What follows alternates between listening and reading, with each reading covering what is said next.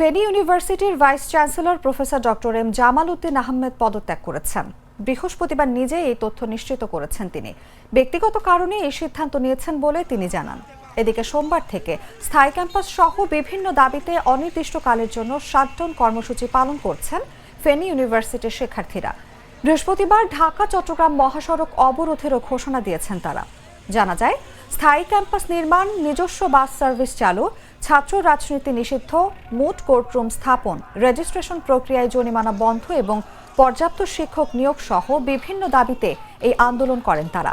সম্প্রতি তারা আরও দুটি নতুন দাবি যুক্ত করেছেন: উপাচার্যের পদত্যাগ ও বোর্ড অব স্টাডিজের চেয়ারম্যানের পরিবর্তন।